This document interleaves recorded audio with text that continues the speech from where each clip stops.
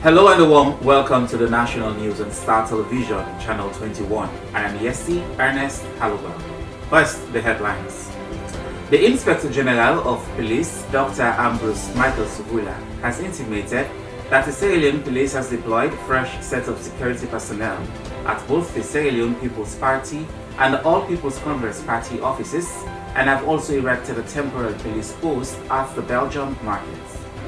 My management took some tangible steps to address the root cause of the problem, and thereby few measures were put in place.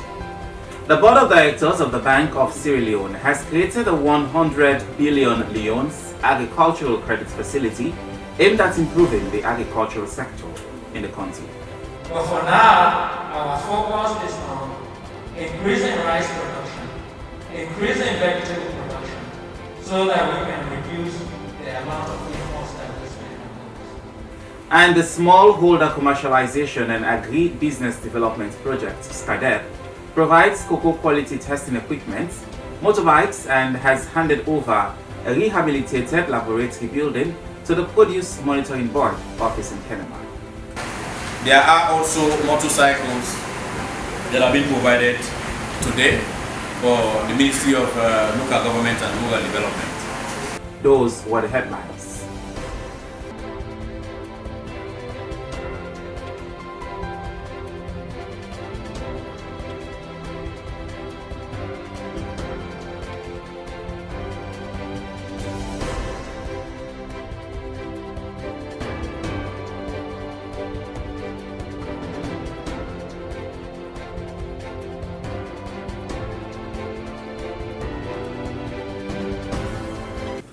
And now for the news in detail. In the wake of the skirmishes that broke out at Belgium Market in the center of Freetown, leaving people's businesses in ruin, the Inspector General of the Sierra Leone Police Force, Dr. Ambrose Michael Suvula, has intimated that as a way of forestalling such from happening, the Sierra Leone Police has deployed fresh set of security personnel at both the Sierra Leone People's Party and the All People's Congress Party offices and have also erected a temporary police post at the Belgium markets. Alfie Barry compiled this report read by Aisha Kumara. When intimating the press on Sierra Leone's police intervention so far after the skirmishes that broke out at Belgium Sellers area in the heart of Freetown, the Inspector General of Police, Ambrose Michael Suvula, condemned what he called the act of lawlessness perpetrated by some individuals. The IGP stated that as a way of ensuring that such ugly incidents does not rear its head again, the SLP has replaced all security at both the SLPP and APC offices, adding that the SLP are currently working with the sellers to address structural issues. You remember after that incident, my management took some tangible steps to address the root cause of the problem, and thereby few measures were put in place aiming at forestalling the recurrence of such incidents. In that regard, we formed a team of investigators. We tasked them to investigate complaints from all aggrieved persons. That investigation is ongoing. In the same vein, we thought that informations were coming that people, young able-bodied men and women, sometimes comes from political party offices in the name of security or marshals that are always coming to attack Belgium sellers. So we thought we can replace those purported security as the two giant political parties with policemen, meaning we have deployed police at both APC and SLPP office. Temporary police posts have been opened at these two places. Those who thought that they should not abide by laws were always on the street, even when we spoke to them. So what was the next step is for me to open another temporary police post at the Belgian sellers location. As I'm talking, they are still there. We have had fruitful discussion with the Belgian sellers, with association, jointly working on structural issues, if at all they are to go back to their normal lawful duty, quote unquote. You should not be looking for stolen property this time. You should not be buying them, you should not be selling them. Issues around their business, so that decent people will go to transact business with them, and they will also transact genuine business with people. So the name you've been brand that when you are jewelry, your married ring, your gold chain, your expensive phone is stolen, go to Belgium, will be thing of the past. We will now look at Belgium as a very decent shopping centers, that you will buy something there, you will not be chased by police. Reynold Kouwa-John, the president, Belgium Sellers Association, lauded the SLP for what he called demonstrating high level of professionalism during the melee. They are right on top of the situation. I really compliment their efforts. And I'm telling people who are using the social media, make sure you use them properly, because to send message which is not good, it's very bad. We need to engage each other ourselves. If you want to know, you can go down to the ground and ask questions. That place is open to the general public. Then we say sorry to the public because this incident was very ugly. It disturbed the peace of other people. But the assurance I want to give the general public and the Inspector General of Police and all the high-ranking files, especially the LUC, Mr. Kalon, who has been with us for quite a long time since this incident occurred. And such incidents will never repeat itself again. From the association, I was tasked by the Inspector General of Police to actually continue the engagement with them. And yesterday we had a fruitful discussion with the Belgium Sellers Association. The Deputy Inspector General of Police, Elizabeth Touré, concluded by stating that the SLP and the Belgium sellers are currently working on a joint communique that is going to serve as a binding document between the duo. Stein Freetown, Aisha Kamara and Alfie Bai. The Board of Directors of the Bank of Sierra Leone has created a 100 billion leones agricultural credit facility aimed at improving the agricultural sector in the country. This was disclosed to members of the press on Thursday, March 11th, at a news conference held at the bank complex in King Tom. Let's have the details. Speaking on the occasion, the bank governor of the Bank of Sierra Leone, Professor Kelfala Kalon, said that agriculture plays an important role in the country's economy because the country has a lot of people engaged in farming, and that if emphasis are laid on agricultural production, then the narrative of the country will begin to change. He furthered that with the program, agricultural productivity is going to rise in the country so as to have a positive impact on the prices of food and also reduce the amount of money wasted every year in the importation of rice. We are also hopeful that when we make these funds available, maybe in a year or so, agricultural productivity is going to rise in this country, so that it will have a positive impact on food prices and also reduce the $200 million we spend every year to import rice. And if this works, then of course the bank will think of other ways to bring in other agricultural activities like cash crop production and this that. But for now, our focus is on increasing rice production, increasing vegetable production, so that we can reduce the amount of imports that we spend on those. Since these are commodities that we can grow naturally here at perhaps lower cost than the countries where we are importing them from. Simply put, as I've said, we are putting 100 billion loans out there for the commercial banks and other financial institutions to lend out to importers of farm implements, fertilizers, and other agrochemicals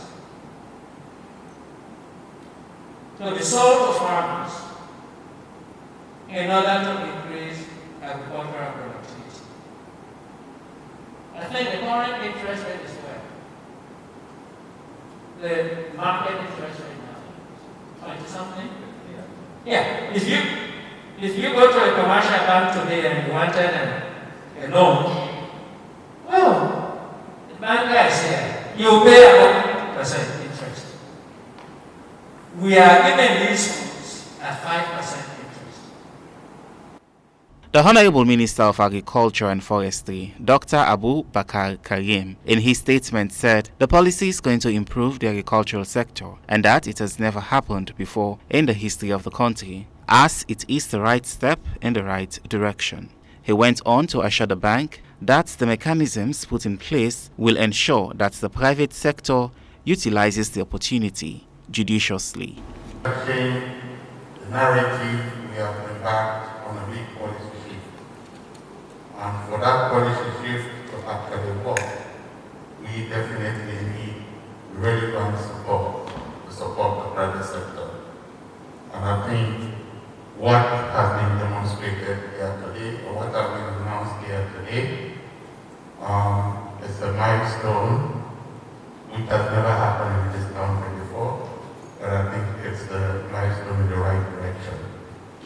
On that note, I want to thank the SAM, and I want to give confidence to them that the mechanism that we've put in place will ensure that the private sector will utilize this fund judiciously. Thank you. Ali Mami Bangura, chief economist from the Ministry of Finance, in an interview, said the initiative is expected to boost the country's economy through boosting agricultural productivity. Well, basically, the Ministry of Finance is the manager of the entire economy of Sierra Leone. And so we look at various aspects of the economy, both what we call macroeconomic issues, but also sector issues like agriculture. And since our interest is to diversify the economy in order to make it resilient, we have interest in what is going on in the agricultural sector. And today's press briefing is basically to launch a facility provided by the Bank of Sierra Leone to support the agricultural sector. So that's why the Ministry of Finance showed interest in that. This is expected to boost the economy through boosting agricultural productivity. Because don't forget, the agricultural sector accounts for about minimum 50% of the economy. And therefore, whatever policies or programs or projects are implemented to support that sector will boost the economy. Over the years, the Ministry of Agriculture have been trying to improve domestic rice production, domestic food production, but they have not been very successful. So the government decided to take a major policy shift this time.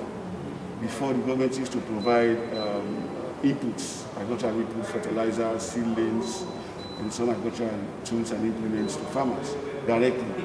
But that system was fraught with a lot of imperfections.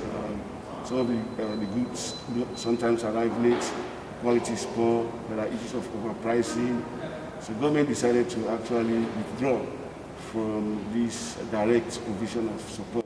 The managing director of the Rokel Commercial Bank, Dr. Ekundayo Walton Gilpin, who also doubles as the vice president of the Sierra Leone Association of Commercial Bankers, in his statement spoke on the process by which applicants are going to be assessed before they will be granted the loan.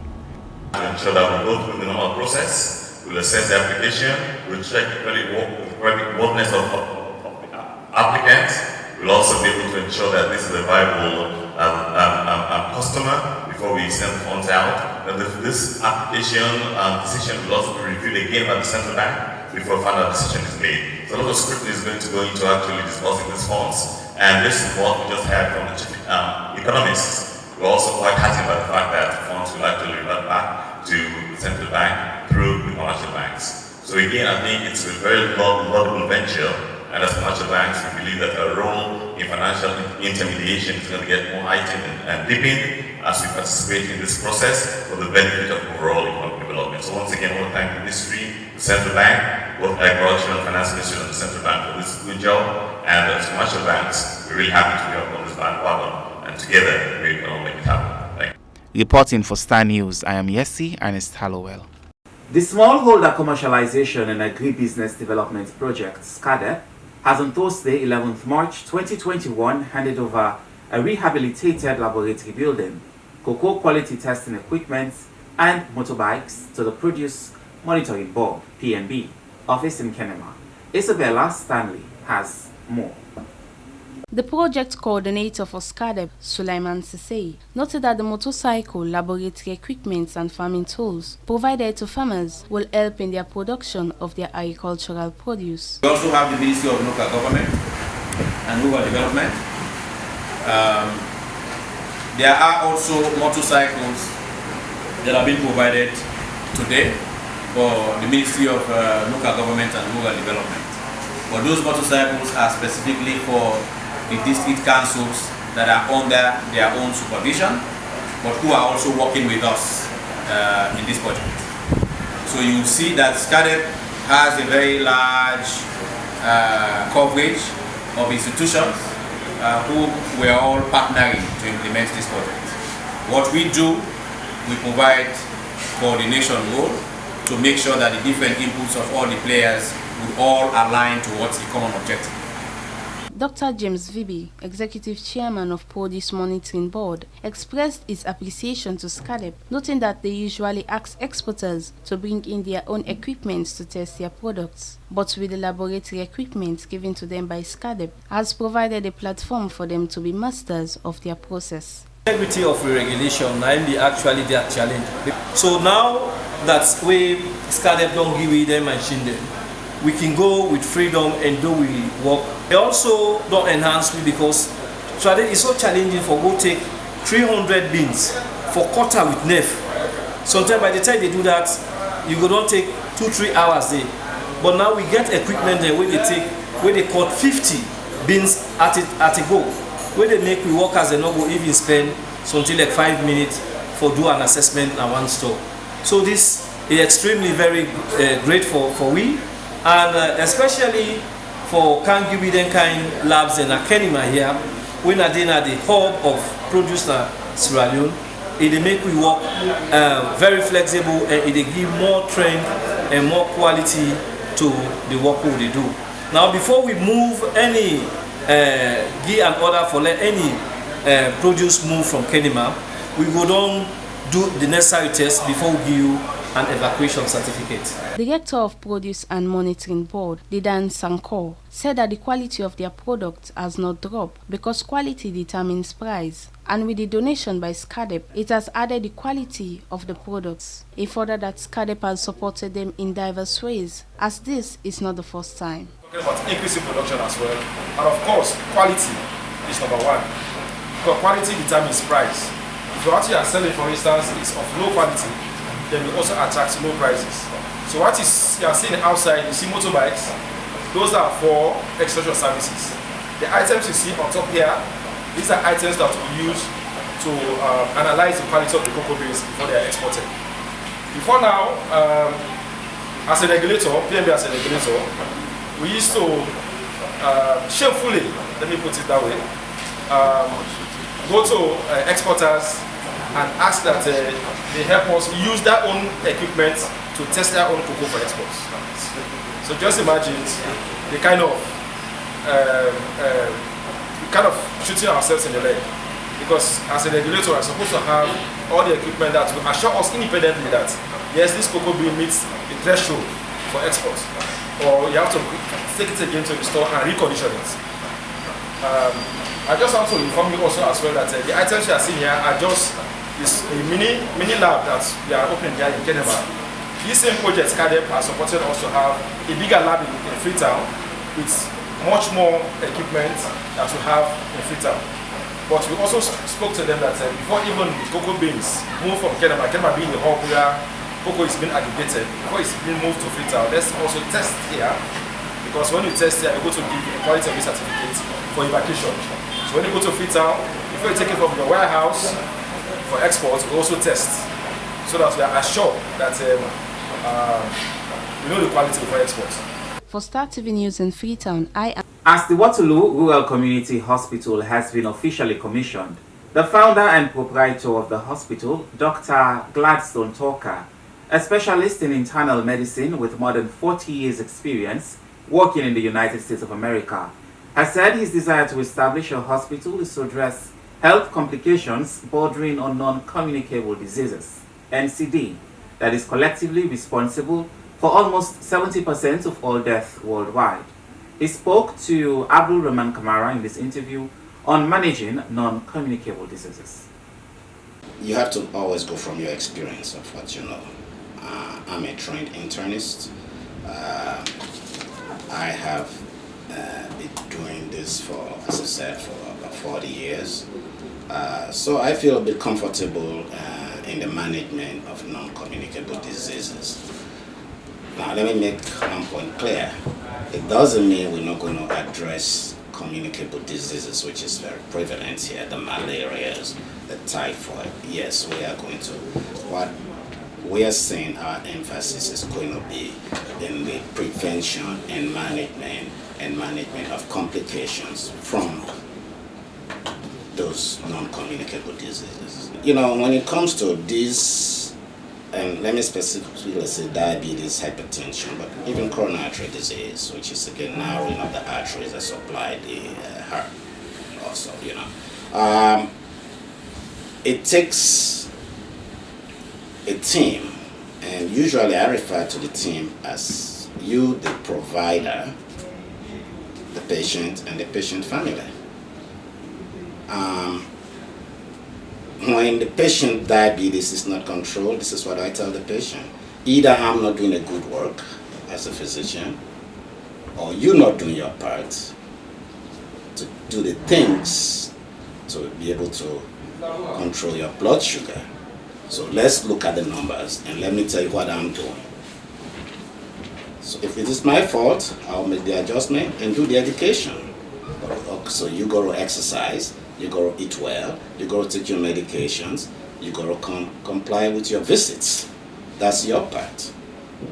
We'll get families involved, the food preparer, usually the spouses, the caregiver, and because they're involved in preparing the meals.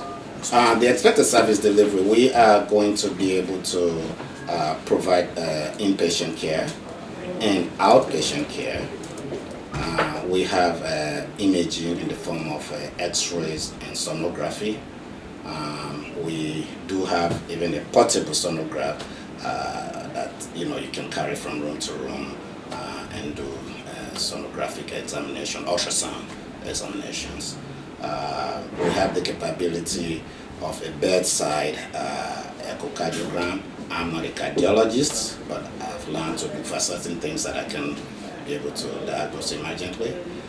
We have we have a consultant in radiology locally who will be, he's not employed by the hospital, he will be an independent contractor that will be doing our imaging, putting our imaging report together, and also has volunteered on every Saturday to go and do our sonographies, our ultrasounds. So we are starting with 10 nurses and see how that goes in the next 3 months, in the next 90 days. 1 medical officer, a community health officer who's a mid-level, and we have a pharmacy service, we have a laboratory. We just bought a new biochemistry machine and a new hematology machine for blood counts. And we brought the autoclave machines from the States and a few other accessories. So these are some of the services. In the future, we also, additionally, we have a labor and delivery. So we'll be doing that. We've already employed a midwife and an assistant to that midwife. I'm going to be engaging the The medical officers have experience in labor and delivery. They've practiced here for some time. Dr. Adrian Bobo, who has managed my clinic here in town since 2012, will be also the medical officer there who has a lot of experience. And then we'll be partnering with and talking to some of the local specialists in OBGYN to see their interest in consulting with our patients and with our physicians. If you've just joined us, this is the national news on Star Television, Channel 21. Advocate, in collaboration with the Sierra Leone Correctional Center, as part of their mission to promote women and girls, has on Friday, 12th March, held a fundraising event in commemoration of the International Women's Day. Here's the report. Advocate and Way Out celebrate creative work of women in Correctional Center as a way of supporting and empowering female inmates. Sona Toka, the program manager of Advocate, spoke about how constrained women in correctional centers are in their role as an organization in aiding and ensuring some of these inmates get justice. In commemoration of the International Women's Day, which just happened on the 8th of March, you will see March month and the month for Women's Day. But most times when they celebrate International Women's Day, we intend to forget about women and girls within detention. And we in Advocate, we don't work for help women and girls picking when they come in contact with the law by providing access to justice for them. So we see and fit say, we will make small gathering, wherein we will remember them women there as we will help for commemorate the Day of Women all over the world. Then make the team when are women in leadership. If you see the t-shirts, they all bear women in leadership. So we come with the women in leadership is at the back. Okay. So we come with them, works them when they're at the correctional center, then they do a lot of artwork, then they do beadwork, and then we train them, as the name implies, correctional center for do so many things then. So then we come with the areas, then we will display, then artwork them, then beadwork, then jewelry work with them we do, so then we can showcase. Say now this day they do while they're in detention.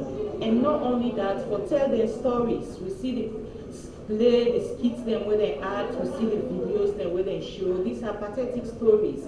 Most times women in the process for defend themselves get caught up in the law.